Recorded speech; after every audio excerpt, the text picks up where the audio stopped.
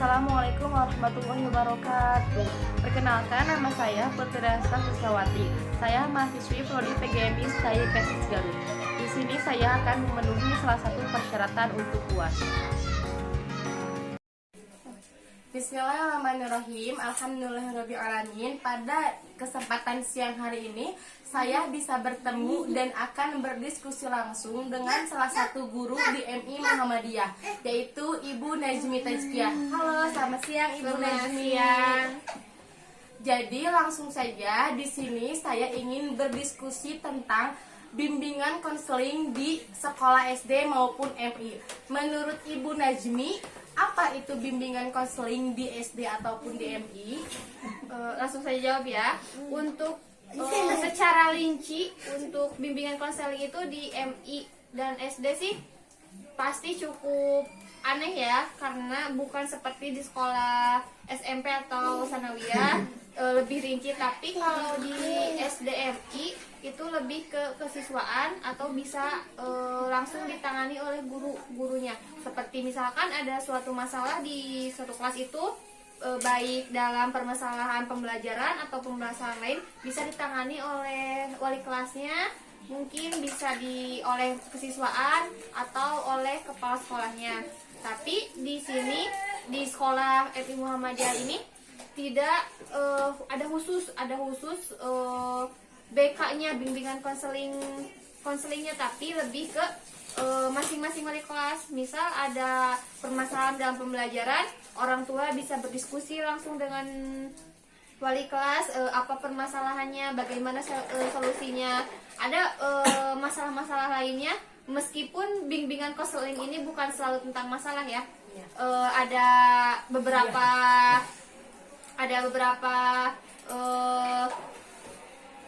alasan atau ada beberapa masalah pun bukan dikatakan itu bisa di bimbingan konseling.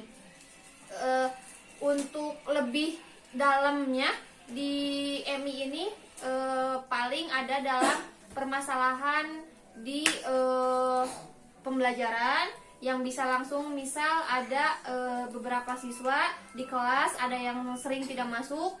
Biasanya kan kalau di SMP ya, di SMP atau di MTS itu ada BK-nya, ada guru BK khususnya. Tapi kalau di MI khususnya di sekolah saya tidak, tetapi ditangani oleh wali kelas dulu. Kalau misalnya tidak ada perkembangan, bisa lanjut ke kesiswaan atau ke kepala sekolah. Pertama dengan tahapan surat. Sudah tahapan surat itu orang tua dipanggil. Bagaimana orang tuanya juga, ada yang misalkan dikasih surat itu ada yang datang, ada yang tidak. Kalau misalnya ada yang datang, kami berdiskusi dengan wali kelas, dengan orang tua, baik kesiswaan maupun dengan ibu kepala sekolah, dengan kepala sekolahnya. Ya, baik, terima kasih. Bimbingan konseling yang telah dijelaskan oleh Ibu Najmi sungguh sangat detail ya. Kemudian saya akan bertanya kembali kepada Ibu Najmi tentang, kan bimbingan konseling di SD itu tidak diperkhususkan ya, tapi boleh atau boleh tidak bimbingan konseling itu diadakan khusus di SD ataupun di MI? Kalau misalnya itu wajib ya, kalau misalnya sekolahnya udah memfasilitasi itu harus karena ada di Garut khususnya ada beberapa sekolah yang sudah bagus, ada khusus guru BK-nya, program-program dalam BK itu tersebut. Tapi yang saya ketahui tidak semuanya ada gitu, karena kesatu di daerah Garut ini guru BK-nya sangat kurang.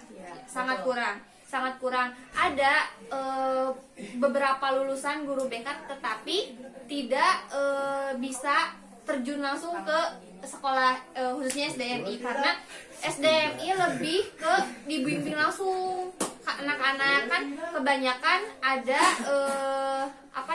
seperti di tingkat rendah PAUD atau TK itu ada namanya tes itu Psikotes? Iya, psikotes itu adanya di TK atau PAUD kan, yang itu berkaitan dengan bimbingan konseling langsung oleh psikolog. Nah, kalau untuk di MI sebaiknya harus ada, tetapi kembali lagi ke sekolahnya.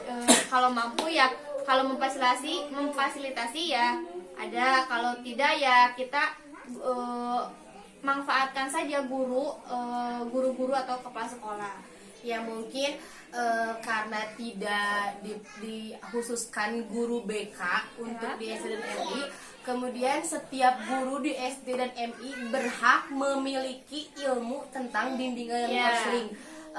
Seperti wali kelas ya, seperti tadi harus betul-betul bisa memahami karakter siswa itu bagaimana, agar bukan tidak perlu guru BK, namun langsung terjun oleh wali kelasnya untuk melihat bagaimana kondisi anak-anak tersebut.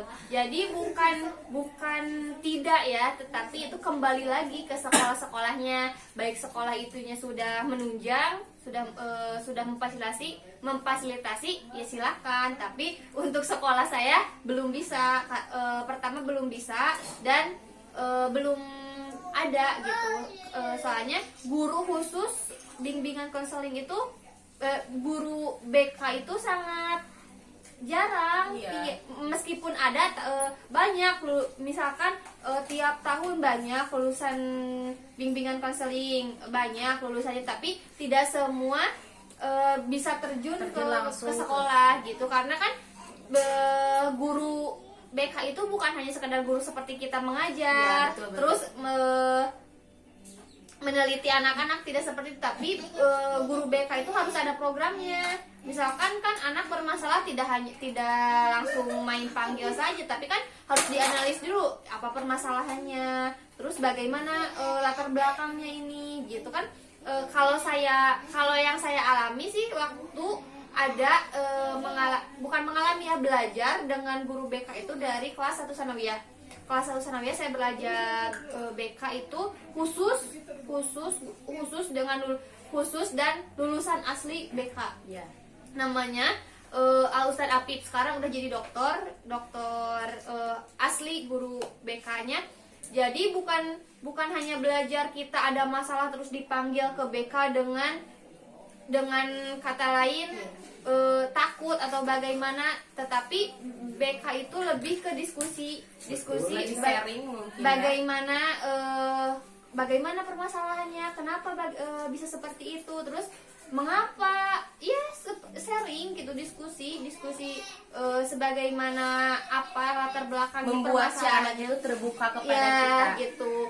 Kan tidak semua anak bisa terbuka ke orang tua, tetapi kan banyak untuk saat ini anak lebih nyaman di luar dibanding di rumah. Nah, salah satunya BK, program BK itu bisa bercerita ke guru dengan nyaman tanpa ada rasa takut. Terus kalau untuk saat ini BK di Sanawiyah, kalau nggak salah adik saya guru BK itu khususnya harus ada programnya. Terus kalau mau masuk SMA ada surat minat bakat itu dari BK gitu. Jadi untuk MI sih lebih ke pengenalan karakter masing-masingnya oleh wali kelas. Baik, terima kasih. Alhamdulillah ilmu yang telah disampaikan oleh Ibu Najmi sangat bermanfaat dan begitu banyak manfaat yang bisa kita ambil.